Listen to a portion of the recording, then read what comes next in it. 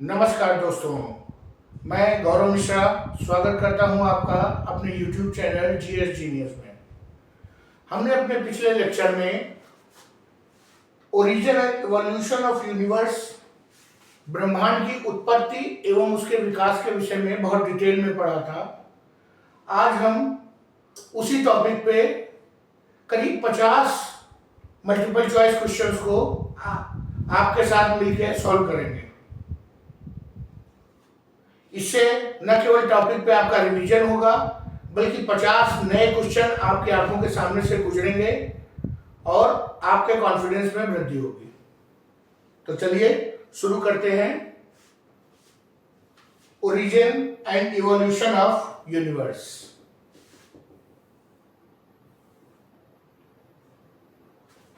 पहला क्वेश्चन है, what is the widely accepted scientific theory for the origin of the universe? पहला option है steady state theory, big bang theory, plasma theory, multiverse theory. अपने lecture में हमने आपको बताया था कि अभी तक बिग बैंग थ्योरी ही सर्वाधिक मान्य थ्योरी है ओरिजिन ऑफ यूनिवर्स के विषय में। तो हमारा क्वेश्चन जो है, इस क्वेश्चन का आंसर होगा big bang theory.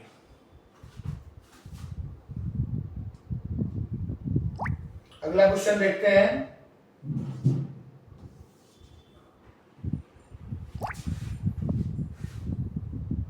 Approximately how long ago did the big bang अकर?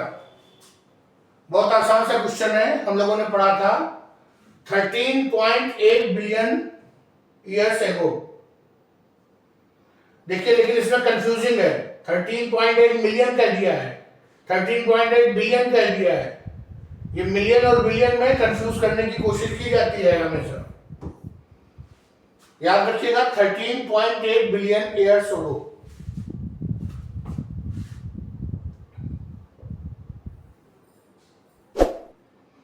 अगला क्वेश्चन है, what was the temperature of the universe immediately after the big bang? अपने लेक्चर में मैंने बताया था कि बिग बैंग के तुरंत बाद तापमान इतना अधिक था कि कुछ भी एग्जिस्ट नहीं कर सकता था। मैंने आपको तापमान कितना था यह भी बताया था। इसका आंसर है 10 raise to power 32 kelvin. 10 raise to power 32 kelvin.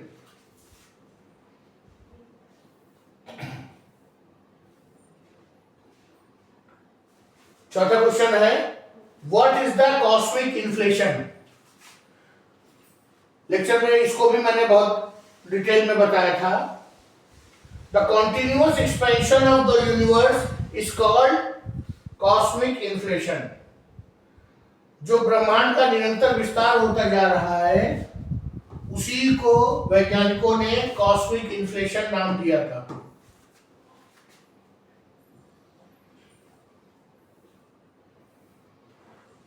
What is the term for the initial singularity where all the matter was compressed before the Big Bang? Question में ही आंसर छुपा हुआ है। क्वेश्चन में ही उसने कह दिया है सिंगुलैरिटी। इसका आंसर है सिंगुलैरिटी। हिंदी में हो सकता है सिंगुलैरिटी ही लिख के आवे, और यह भी हो सकता है कि हिंदी में दृढ़ता लिखा हो। अगला क्वेश्चन देखते हैं, what is cosmic background radiation? Cosmic background radiation क्या है? पहला ऑप्शन है radiation from the distant stars. जो तारे हमसे बहुत दूर है उनसे जो रेडिएशन आ रहा है। दूसरा ऑप्शन है radiation left over from the big bang. Big bang की घटना के बाद जो रेडिएशन बचा रह गया। Radiation from the black holes, black hole से निकल रहा रेडिएशन। रेडिएशन फ्रॉम द सन, सूरज से निकल रहा रेडिएशन। इसका उत्तर है radiation left from the big bang. Big bang की घटना के बाद जो रेडिएशन निकला, जो ऊर्जा निकली, उसी को बाद में वैज्ञानिकों ने जब आगे रिसर्च जारी की तो उसमें कॉस्मिक बैकग्राउंड रेडिएशन कहा। चलिए अगला प्रश्न देखते हैं। Which theory suggests that the universe will continue to expand forever? Lecture के शुरुआती कुछ मिनट में ही हमने बताया था कि जो पहली वैज्ञानिक थ्योरी इसमें निकल के आई थी इवोल्यूशन ऑफ यूनिवर्स के संबंध में, वो फ्रेड हॉयल की स्टडी स्टेट थ्योरी थी। फ्रेड हॉयल जी का कहना था कि यूनिवर्स हमेशा से था और वो हमेशा बढ़ता रहेगा। नया मैटर तैयार होगा, उस मैटर से नए आकाशीय पिंड सेलेस्टियल बॉडीज बनेंगे और उस सेलेस्टियल बॉडीज से हमारे तारे, ग्रह, उपग्रह, अन्य आकाशीय पिंड वो सभी बनेंगे और फिर दूर जाते हुए आगे बढ़ेंगे। फिर उस जगह पे जो जगह खाली होगी वहां पर नया मैटर बनेगा, नए आकाशीय पिंड बनेंगे। अगला क्वेश्चन देखते हैं। What is the term for the phenomenon where distant galaxies appear to move away from us? Lecture में हमने इसके बारे में भी बात किया था कि एग्जाम में वो क्या करते हैं, ये यही देखिए, उन्होंने कंफ्यूज करने के लिए कहा red shift, blue shift, photon shift, लेकिन इसके लिए सही शब्द है रेड शिफ्ट। रेड शिफ्ट को ही हम सही मानेंगे। Which law explains that the universe is expanding? मैंने आपको अपने लेक्चर में बताया था कि अगर यूनिवर्स के एक्सपेंशन के बारे में जिस वैज्ञानिक ने सबसे ज्यादा काम किया था वो हबल थे, और हम यहां पर हबल्स लॉ को ही जिम्मेदार मानेंगे।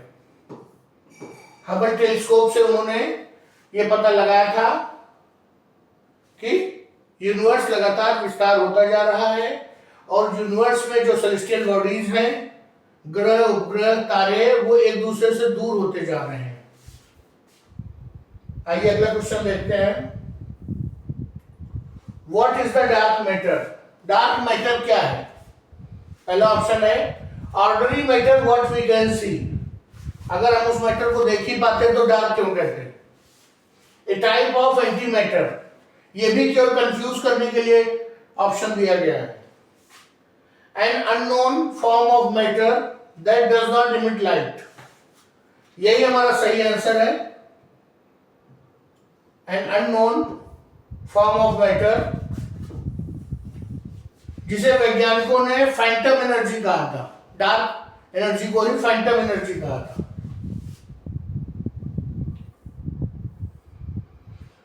What percentage of universe is estimated to be dark energy?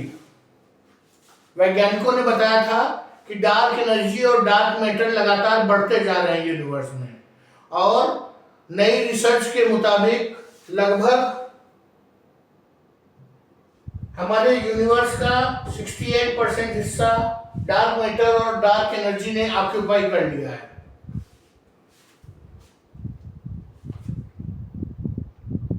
आइए अगला क्वेश्चन देखते हैं। The steady state theory of the universe suggest that the universe is, पहला ऑप्शन है constantly expanding with new matter being created, दूसरा option है contracting, finite and unchanging, a result of cyclic process. आपको याद होगा steady state theory में कहा गया था कि हमारा ब्रह्मांड लगातार विस्तार हो रहा है और वो इनफाइनाइट समय तक विस्तार होता रहेगा, कभी समाप्त नहीं होगा, नए पिंड बनते रहेंगे और वो हमसे दूर जाते रहेंगे। इसलिए इसका सही आंसर होगा ए। ध्यान रखिएगा इस बात को। Steady state theory big bang के अलावा जो सबसे इंपॉर्टेंट थ्योरी है वो स्टडी स्टेट थ्योरी है। What is singularity in cosmology? Cosmology क्या है? कॉस्मोस मतलब कि ब्रह्मांड की स्टडी, कॉस्मोलॉजी कहलाती है। What is singularity in cosmology? Singularity क्या है? हमने पढ़ा था कि सिंगुलैरिटी वो पॉइंट था या वो छोटी सी बॉल के आकार की वस्तु थी जहां पर संपूर्ण गुरुत्वाकर्षण, संपूर्ण ऊर्जा, संपूर्ण मैटर एक ही जगह पे कंसंट्रेटेड था।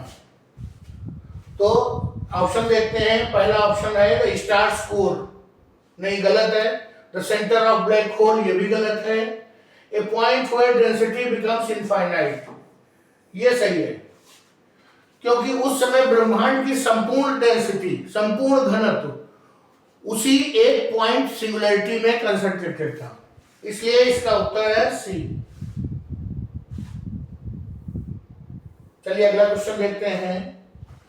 Which scientist work helped establish the Big Bang Theory? Big bang theory से किस वैज्ञानिक का नाम जुड़ा हुआ है? सीधा सा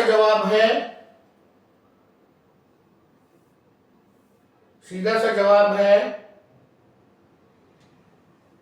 George लेमेटियर, 1966।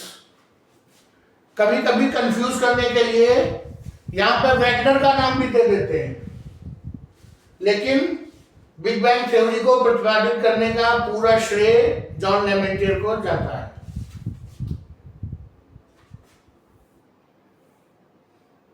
What does redshift indicate in astronomy? खगोल विज्ञान में redshift क्या बताता है? पहला ऑप्शन है an object is moving toward us, कोई वस्तु हमारी तरफ आ रही है। an object is moving away from us, कोई वस्तु हमसे दूर जा रही है। an object is cooling down, कोई चीज ठंडी हो रही है। an object is spinning, कोई चीज घूम रही है। आपको पहले बताया था रेडशिफ्ट का मतलब है ब्रह्मांड का विस्तार, निरंतर विस्तार, और जब विस्तार होगा तो कोई भी चीज हमसे सिर्फ और सिर्फ दूर ही जाएगी, इसलिए इसका सही उत्तर है an object is moving away from us, यही इसका उत्तर है। चलिए आगे बढ़ते हैं। What is estimated age of oldest star in the Milky Way? ये सबसे ट्रिकी क्वेश्चन है, लेकिन इसको सॉल्व करना उतना ही आसान है। हम जानते हैं कि हमारे ब्रह्मांड की जो उत्पत्ति हुई थी वो 13.8 बिलियन वर्ष पूर्व हुई थी, इसलिए उससे पहले तो कोई स्टार नहीं उत्पन्न हुआ होगा, तो इसको तो हम काट देते हैं। और 13.8 बिलियन से यह भी ज्यादा है समय, इसको भी काट देते हैं। अब प्रश्न उठता है 1 बिलियन ईयर। हमने अपने लेक्चर में पढ़ा था कि जो हमारा सूर्य है वो लगभग 4.5 बिलियन वर्ष पूर्व उद्भव हुआ था उसका। अब आप ये बताइए, सूर्य का उद्भव 4.5 बिलियन वर्ष पूर्व हुआ था और वो सबसे पहला तारा नहीं था, इसका मतलब उससे भी पहले तारे और हुए होंगे, और जो सबसे पहले तारा हुआ था वो नेबुला में हाइड्रोजन के कणों के आपस में पास आने से हुआ था, तो वो हो न हो 13.8 बिलियन वर्ष के आसपास की ही घटना होगी। तो इसका सीधा सा उत्तर है ये गलत है, 13 बिलियन ईयर्स। अगर इसी की जगह पे ये सब कुछ ठीक होता और यहाँ पे 12 बिलियन वर्ष होता तो हम 12 बिलियन वर्ष को सिलेक्ट कर लेते हैं।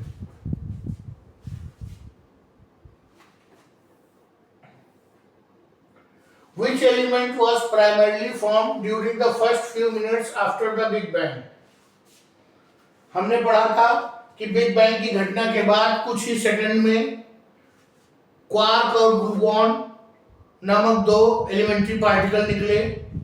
उसके बाद अगले कुछ मिनट में इलेक्ट्रॉन, प्रोटॉन, न्यूट्रॉन की रचना हुई, और जब टेम्परेचर कम हो गया तो उससे एटम बना, और वो एटम हाइड्रोजन का था, और हाइड्रोजन के एटम आपस में गुरुत्वाकर्षण बल के द्वारा जब एक दूसरे के पास आए तो हीलियम की उत्पत्ति हुई। अब इसमें आयरन तो बहुत बाद में बनता है, तो आयरन गलत हो गया।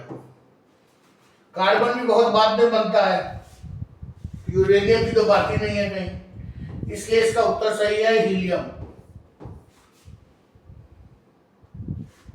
चलिए आगे बढ़ते हैं। Which theory explains the end of the universe through collapse? वो कौन सी थ्योरी है, वो कौन सा सिद्धांत है जो कहता है कि हमारे यूनिवर्स की जो समाप्ति है वो कोलैप्स, मतलब सब कुछ डिस्ट्रॉय हो जाएगा। अब आंसर देखते हैं। पहला ऑप्शन है बिग फ्रीज।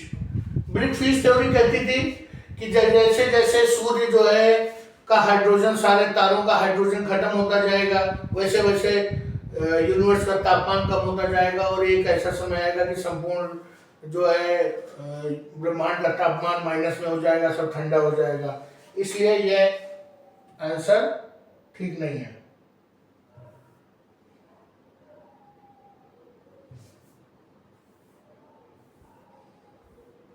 इसलिए ये आंसर सही नहीं है। बिग रिप क्या कहती है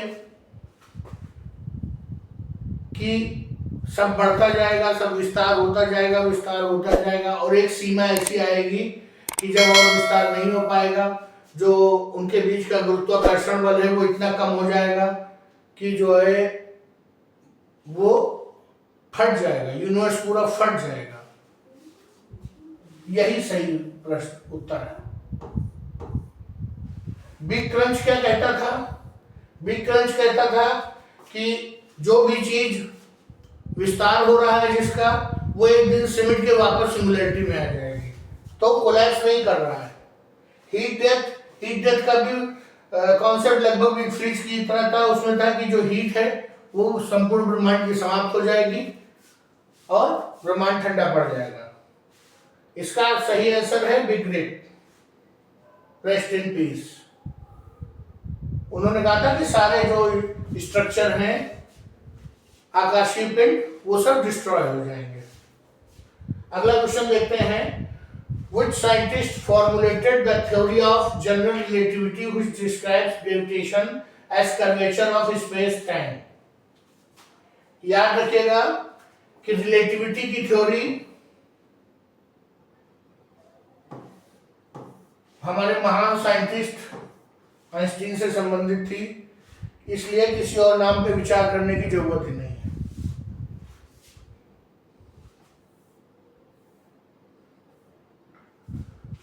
अगला क्वेश्चन है which force is responsible for the formation of galaxies? हमने आपको बताया था कि जब तारे, नए तारों की रचना हुई तो वो आपस में एक दूसरे के गुरुत्वाकर्षण के कारण एक स्थान पर इक्विलिब्रियम की पोजीशन में आ गए। गुरुत्वाकर्षण उन आकाशीय पिंडों को अपनी ओर खींच रहा था और जो डार्क मैटर, डार्क एनर्जी थी वो बाहर की ओर ले जा रही थी, और जब वो इक्विलिब्रियम की पोजीशन आ गई तो वो एक जगह पे सब सेट हो गए।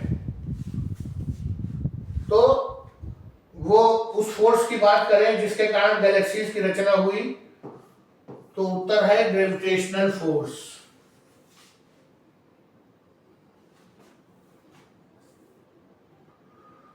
What role does dark energy plays in universe?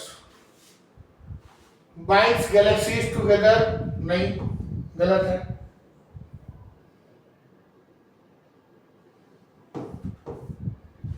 Heats up star? नहीं, स्टार्स की जो जितनी एनर्जी है वो तो फ्यूजन से निकलती है, ये भी गलत है। Causes the expansion of universe to accelerate? ये आंसर सही है। डार्क एनर्जी और डार्क मैटर ही वो शक्ति है जिसके कारण हमारा ब्रह्मांड लगातार विस्तार हो रहा है।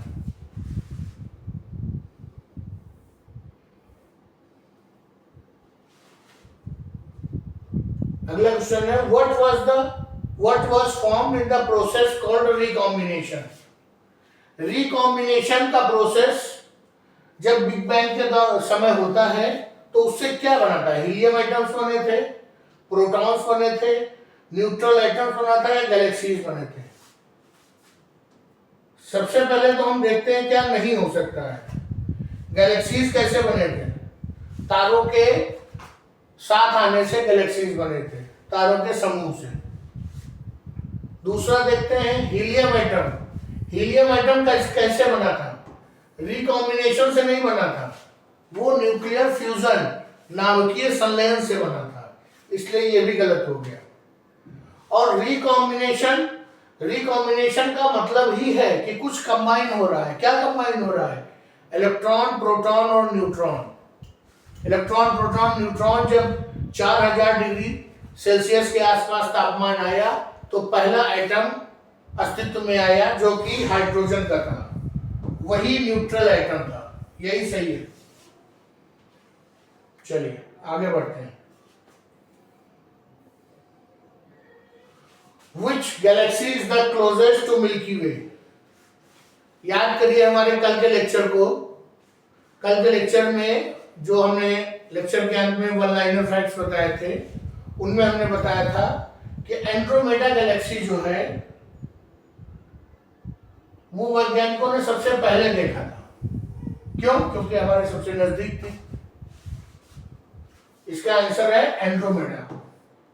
ये फैक्ट है, इसमें कुछ समझाने वाला नहीं है। चलिए अगला क्वेश्चन देखते हैं। What is the fate of universe if big rip theory is correct?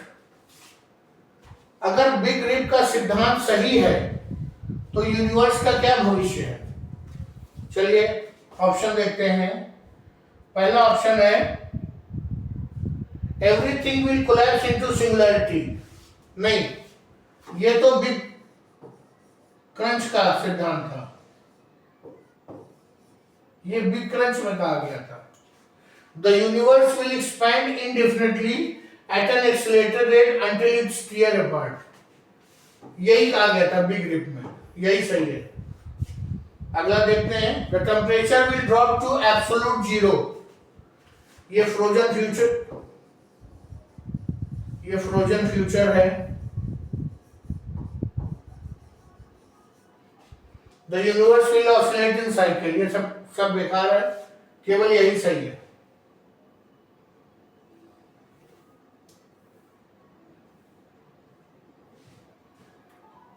What role did Edwin Hubble plays in study of universe?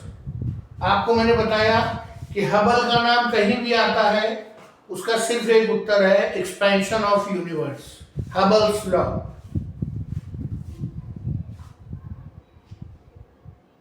देखिए सी में वही चीज दी हुई है। He discovered that the universe is expanding.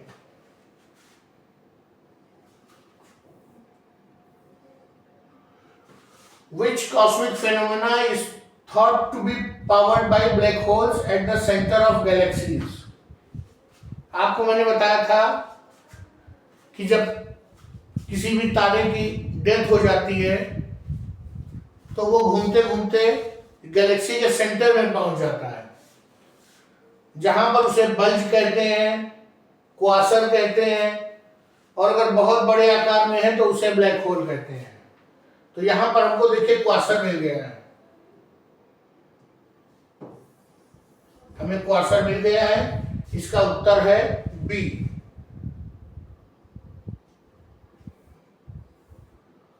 What is the super massive black hole? Black hole कब बनता है? जब तारे की डेथ होती है तब ब्लैक होल बनता है। A black hole form by a single massive star. अगला ऑप्शन है a black hole that absorbs only radiation. ये गलत है, वो केवल रेडिएशन ही एब्जॉर्ब नहीं करता, वो मैटर को भी एब्जॉर्ब करता है। कोई भी पिंड होगा उसको भी अपने में खींच लेगा। A black hole with mass millions billions times of sun. ये तो केवल कल्पना ही की जाती है कि कोई स्टार इतना भी बड़ा होगा। A black hole that emits light. Black hole कोई लाइट इमिट नहीं करते, इसलिए इसका आंसर है a black hole formed by single massive star. जब हम अपने आगे के लेक्चर्स में लाइफ साइकिल ऑफ स्टार पढ़ेंगे तब आपको ये बहुत अच्छे से समझ में आ जाएगा।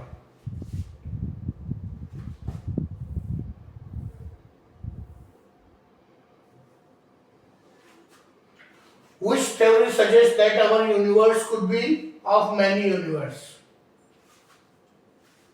स्टडी स्टेट थ्योरी ने ये कभी नहीं कहा कि बहुत सारे यूनिवर्स हैं, वो तो कहता है कि केवल एक यूनिवर्स है जो लगातार फैलता जा रहा है। ऑसिलेटिंग यूनिवर्स थ्योरी में कह रहा है कि यूनिवर्स दोलन कर रहा है। स्ट्रिंग थ्योरी ये कहता है कि सब जितने भी पिंड हैं वो एक स्ट्रिंग से बंधे हुए हैं। लेकिन मल्टीवर्स थ्योरी एक ऐसी थ्योरी है जिसमें ये परिकल्पना की गई थी कि बहुत से यूनिवर्स हैं। मल्टीवर्स मतलब multi universe, multi universe equal to multiverse, यही सही आंसर है।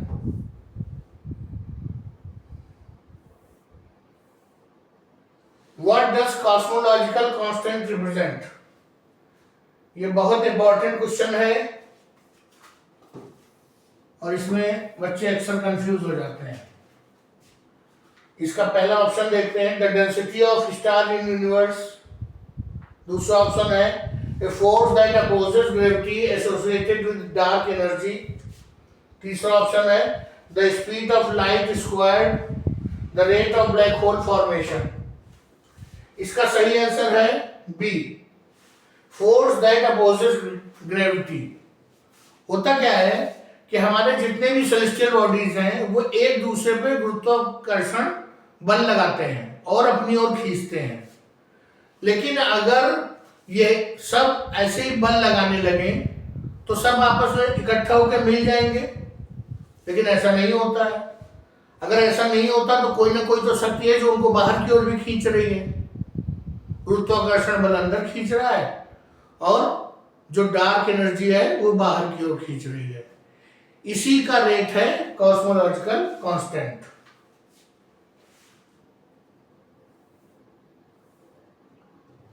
What will happen if the density of universe is greater than critical density?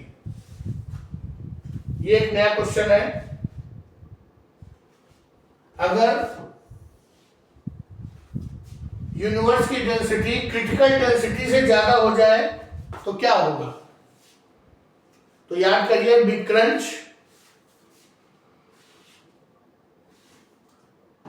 Universe will contract and and in a big crunch. जब density ज्यादा हो जाएगी घनत्व तो ज्यादा हो जाएगा, घनत्व तो ज्यादा हो जाएगा, मास ज्यादा हो जाएगा, मास ज्यादा हो जाएगा, मैटर ज्यादा हो जाएगा, मैटर ज्यादा हो जाएगा, गुरुत्वाकर्षण ग्रेविटी ज्यादा हो जाएगी, और ग्रेविटी अगर ज्यादा हो गई तो फिर वही कंडीशन आ जाएगी कि सब कुछ सिंगुलरिटी पे आ जाएगा।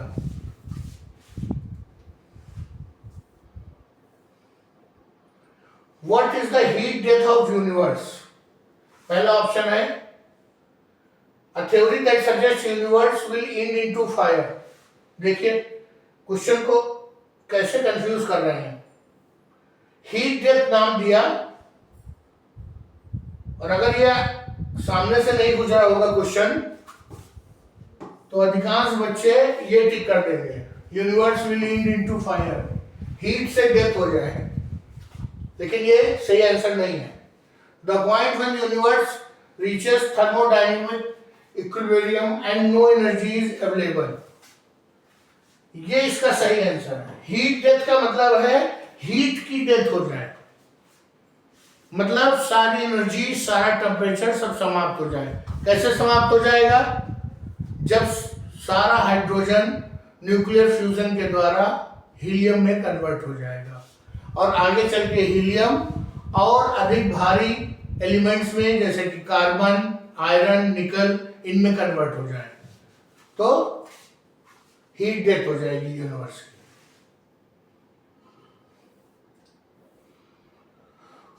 Who is famous for developing concept of black holes? ये बहुत इंपॉर्टेंट क्वेश्चन है।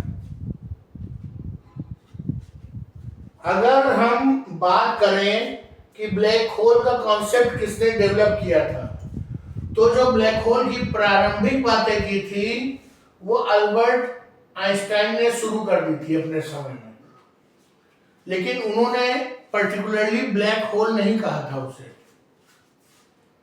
ये जॉन व्हीलर महोदय थे जिन्होंने सबसे पहले ब्लैक होल नाम का शब्द कहा। इसलिए इस प्रश्न का उत्तर जॉन व्हीलर ही होगा। जब ब्लैक होल शब्द ही नहीं कहा गया था तो उसके कॉन्सेप्ट को हम कैसे कहते हैं कि आइंस्टाइन ने कहा था? उसका श्रेय जॉन व्हीलर को ही देना पड़ेगा। What is Hawking radiation? Radiation produced by quasar, radiation emitted by black holes due to quantum effect, radiation from the sun, cosmic microwave background radiation. आपको मैंने बताया था अपने लेक्चर में कि अगर कहीं पर ब्लैक होल्स की बात होती है तो आप जान लीजिए कि उसमें स्टीफन हॉकिंग्स का नाम जरूर आएगा। इसलिए इसका उत्तर है radiation emitted by black holes due to quantum effect. What caused the formation of large-scale structure like galaxies and clusters in the universe? ब्रह्मांड में गैलेक्सीज और जो तारों के समूह हैं वो कैसे अस्तित्व में आए? Quantum fluctuation, supernova explosion, rapid cooling of dark energy, the collapse of stars. हम जानते हैं कि कोलैप्स ऑफ स्टार्स से गैलेक्सीज और क्लस्टर नहीं बनता है, वो तो स्टार्स के पास आने से, नए स्टार्स के जन्म लेने से बनता है। The rapid cooling of dark energy, अगर डार्क एनर्जी कूल हो जाएगी तब तो सब कुछ समाप्त हो जाएगा, सब कुछ ग्रेविटी में के कारण आपस में एक साथ आ जाएगा, चिपक जाएगा। सुपरनोवा एक्सप्लोजन, सुपरनोवा एक्सप्लोजन से जो मैसिव स्टार्स हैं वो टूट के न्यूट्रॉन स्टार में और ब्लैक होल में बदल जाते हैं। इसलिए ये तीनों विकल्प गलत हैं।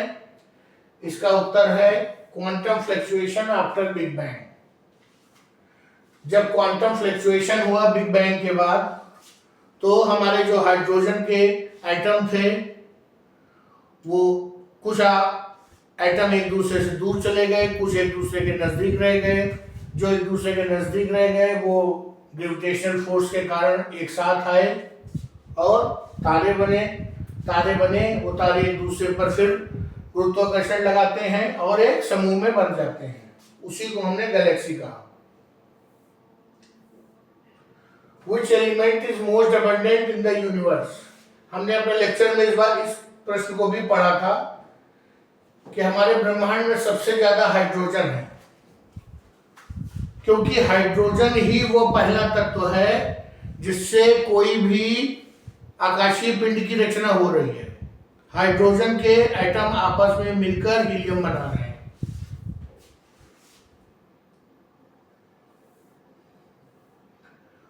What is the critical evidence that supports the theory of cosmic inflation? Galaxy formation? नहीं, ये जवाब नहीं है। Uniformity of cosmic microwave background radiation, existence of black holes, gravitational waves, ये सब कंफ्यूजिंग है।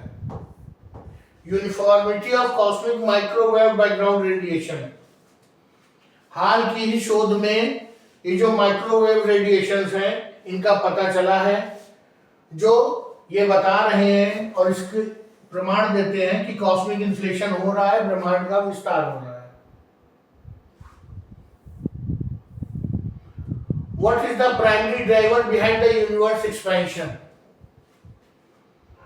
आपको मैंने बताया कि ग्रेविटेशनल फोर्स से जो हमारी सेलेस्टियल बॉडीज हैं वो एक दूसरे पर आकर्षण का बल लगाती हैं और जो डार्क एनर्जी है वो उनको एक दूसरे से दूर ले जाती है। इसलिए यूनिवर्स के एक्सपेंशन की अगर बात करेंगे तो डार्क एनर्जी। अगला क्वेश्चन है, which element primarily fuels the nuclear fusion process in star? जो नाभिकीय संलयन की प्रक्रिया ब्रह्मांड की उत्पत्ति के संदर्भ में शुरू हुई, उसमें फ्यूल क्या था, ईंधन क्या था? हाइड्रोजन। हाइड्रोजन ही सबसे ज्यादा मात्रा में था, पहला आइटम भी हाइड्रोजन था, और हाइड्रोजन के मिलने से ही पहला हमारा प्रोटोस्टार बना। इसलिए प्राइमरी फ्यूल हम हाइड्रोजन को मानते हैं। Which cosmic phenomenon occurs when a massive star collapses and release enormous energy? जब कोई बड़ा तारा कोलैप्स करता है, मतलब समाप्त होता है, तो वो बहुत ज्यादा मात्रा में एनर्जी निकालता है। उसको हम क्या कहते हैं? उसको कहते हैं हम supernova explosion.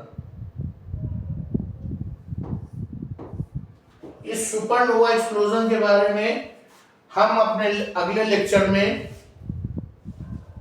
Origin and life cycle of stars, इस लेक्चर में इसके बारे में हम बहुत डिटेल में पढ़ेंगे।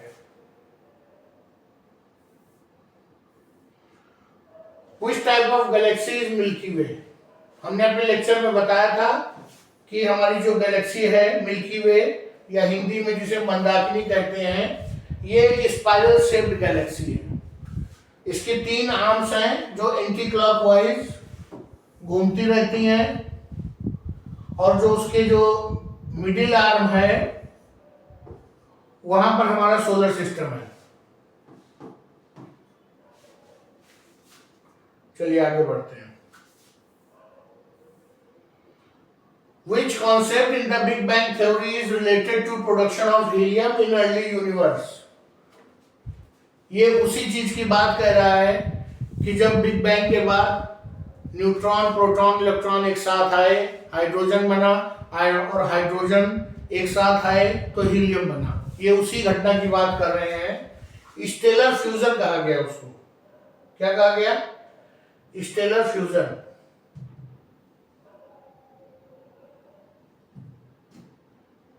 इसका उत्तर है stellar fusion.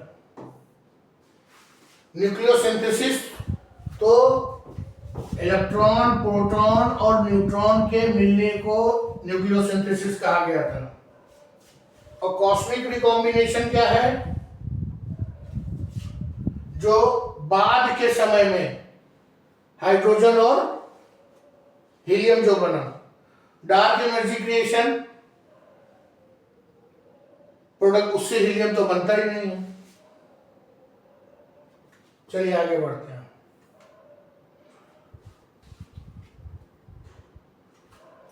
What is the process by which stars form in dense regions of interstellar clouds? इसका साफ उत्तर है न्यूक्लियोसिंथेसिस। जहां पर इंटरस्टेलर क्लाउड्स है, जहां घनत्व ज्यादा है, वहां पे इलेक्ट्रॉन, प्रोटॉन, न्यूट्रॉन एक साथ आएंगे। एक साथ आने के बाद वो हाइड्रोजन बनाएंगे, हाइड्रोजन बनाने के बाद स्टार्स बन जाएंगे। What is the boundary surrounding a black hole called? जो ब्लैक होल को चारों तरफ घेरे हुए सीमा है, उसे क्या कहते हैं? अपने लेक्चर में हमने उसे पढ़ा था। उसको नाम दिया गया था इवेंट होराइजन। Event horizon.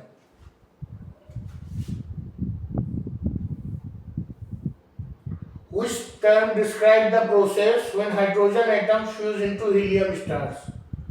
बहुत सिंपल है, न्यूक्लियर फ्यूजन।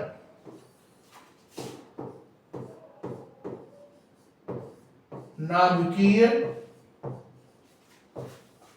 संलयन।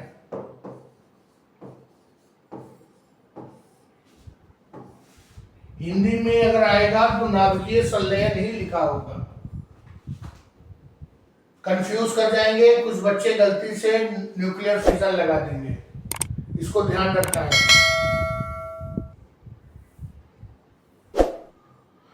What is believed to be the source of energy in quasar?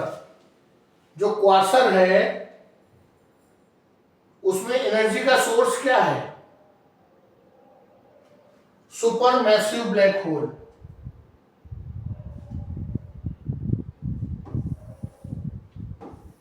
Quasar, bulge, black hole, ये सब हमारे गैलेक्सी के सेंट्रल में होते हैं।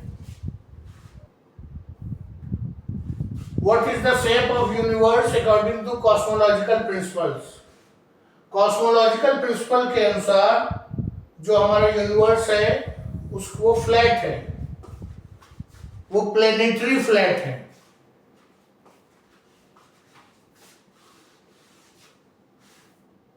अगला क्वेश्चन है, What happens to light when it enters a black hole? It gets reflected back? नहीं. It speeds up? नहीं. It gets absorbed and cannot escape. आपको मैंने बताया था कि ब्लैक होल में डेंसिटी बहुत ज़्यादा होती है। डेंसिटी बहुत ज़्यादा होने के कारण ग्रेविटेशनल फोर्स बहुत ज़्यादा होती है, और ग्रेविटेशनल फोर्स इतना ज़्यादा होता है कि इवन लाइट भी उससे बाहर नहीं निकल सकती है। चलिए अगला क्वेश्चन देखते हैं। Who was the scientist that proposed the concept of expanding universe? बहुत आसान है। एक्सपेंडिंग यूनिवर्स मतलब हबल। अगला क्वेश्चन देखते हैं। What will likely remain after all the stars in the universe burn out? ये प्रश्न है कि जिस दिन सारे तारे जल के राख हो जाएंगे। कैसे जल के राख हो जाएंगे? उनका हाइड्रोजन समाप्त हो जाएगा और हीलियम में कन्वर्ट हो जाएगा, तो वो क्या बन जाएंगे? व्हाइट ड्वार्फ बनेंगे, ब्लैक ड्वार्फ बनेंगे, न्यूट्रॉन स्टार बनेंगे, या ये सभी बनेंगे? चलिए इस प्रश्न का जवाब मैं नहीं देता हूं, आप इस प्रश्न का जवाब खोजिए और कमेंट बॉक्स में बताइए कि ये जो 51 क्वेश्चन नंबर है इसका आंसर क्या होगा। और अगर आप नहीं खोज पाते हैं तो हमारा अगला लेक्चर इसी विषय पे आएगा, origin and life cycle of stars.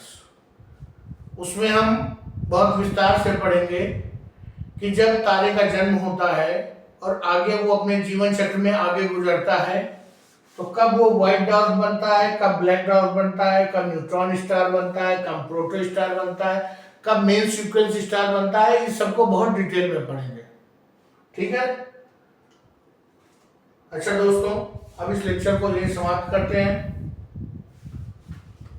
अगर आपको हमारा प्रयास अच्छा लगा तो हमारे चैनल को लाइक करिए, सब्सक्राइब करिए, शेयर करिए। धन्यवाद।